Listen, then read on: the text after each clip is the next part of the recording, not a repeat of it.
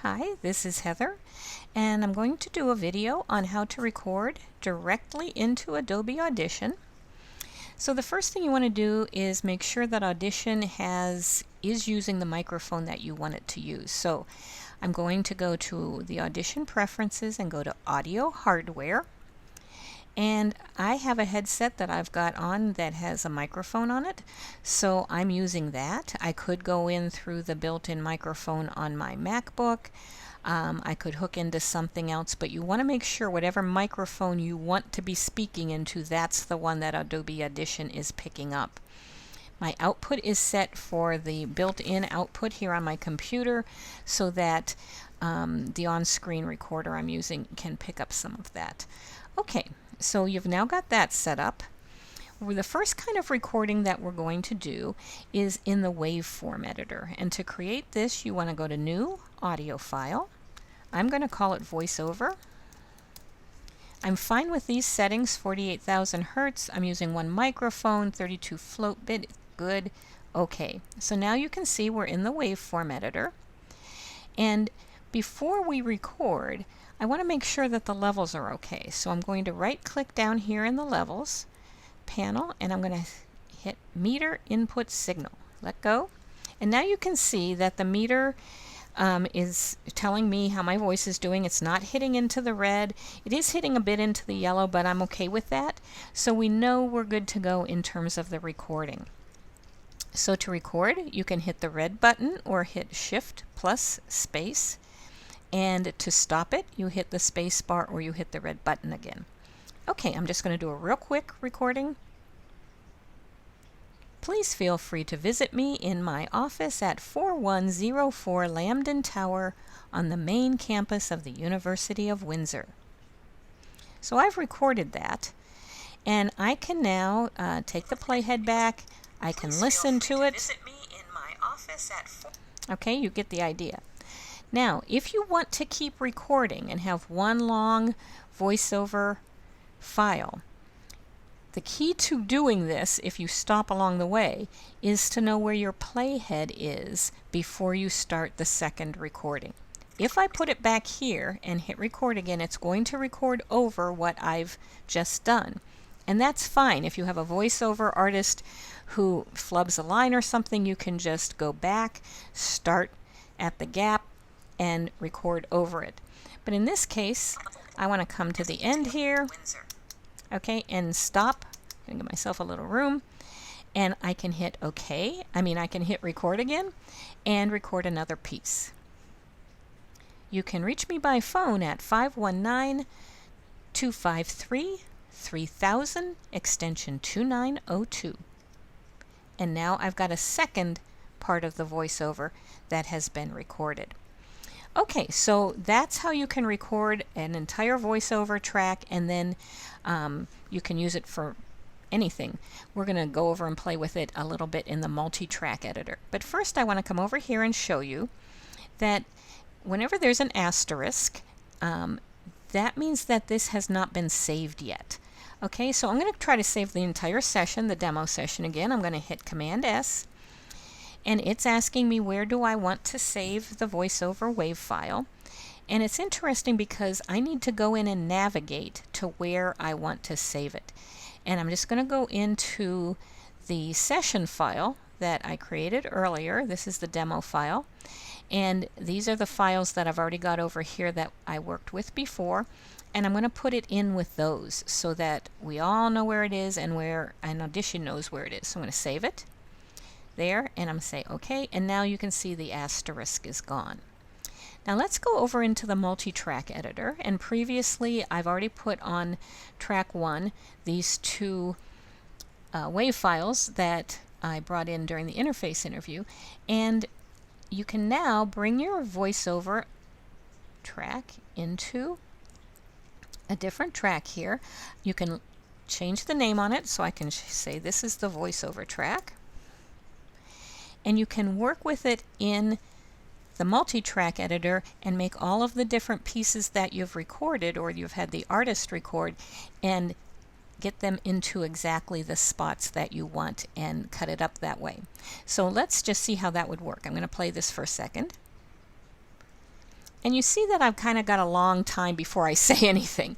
So you can just drag it and shorten that up.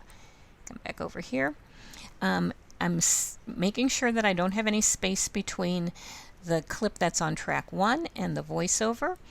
This is the snapping tool, so I'm making sure that I have that on and lit so I can snap the track right up against the one on track 1.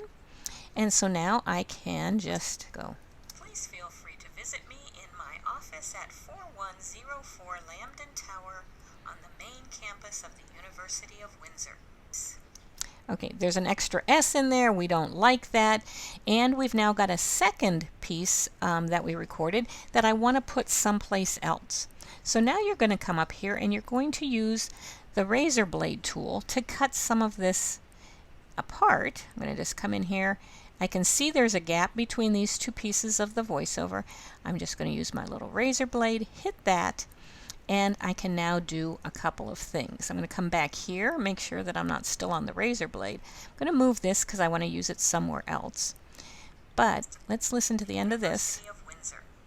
You hear that little S? I don't like it.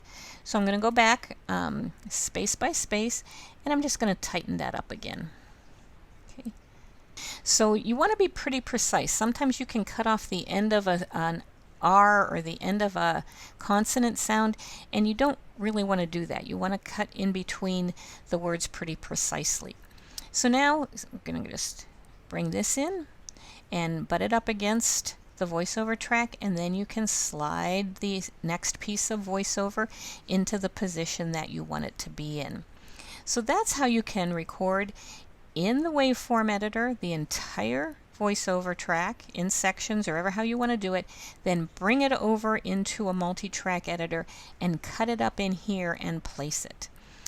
The next way to record in Adobe Audition is to record directly onto a track in the multi-track editor. So I'm over here in our multi-track session, and I'm still going to use our voiceover track. I've taken out what we did before. And the first thing you want to do if you're going to record onto a track is you arm that track. So I hit R, which means that it's getting ready to record. It's ready. You see here is where the levels are now. They're not going to show up down here in your levels panel. This is where you will monitor them. Okay? And you can set the playhead to the exact spot that you want to record, and you go ahead and hit record, and I'll just do a quick voiceover. Please visit me in my office at 4104 Lambden Tower on the main campus of the University of Windsor. Okay? Now, unless you hit the space bar and completely stop the recording, you can keep going in and out of your recording, and just essentially you're having somebody record your voiceover on the fly. So I'm going to show you what that looks like, even though we're going to have to hear this dude in the background. Okay, so I'm going to hit record, and I'm going to record a little bit of voiceover. I hit the record button, it stops. You hit it again, and you're recording, and you can put some more voiceover on. You stop it by hitting the record button, and then you can have another piece of voiceover, and you can stop it. So until you hit the space bar, you can go in and out and have somebody recording voiceover on the fly. So if you've got mostly image and you just want somebody to be doing a quick voiceover on what it is they're seeing or some aspect of that, you can be playing in the edit audio to video. You can have them watching the video and on the fly recording different pieces of voiceover. That's not my cup of tea, because I can't hardly do this when I can edit it, let alone be doing something like that on the fly. But you can do it that way. Over here you'll see every time you hit the record button to stop and let another section come, it created a new waveform. So you have those as separate pieces of audio that you can then move around if you need to move that around. Okay, so I'm going to pretend that we recorded these pieces and that they're actually pieces that you want to put in between your audio clips up here on track 1, so you can just click on one of them, pull it down to where you want it, and it slides right in there. So this is the second way that you can do your voiceover for your exercise, your lab exercise, is you can do all of the work of reducing the reverb, taking out the pops, put the clips up on track 1, and then record pieces of voiceover to go in between them and place everything as precisely as you can.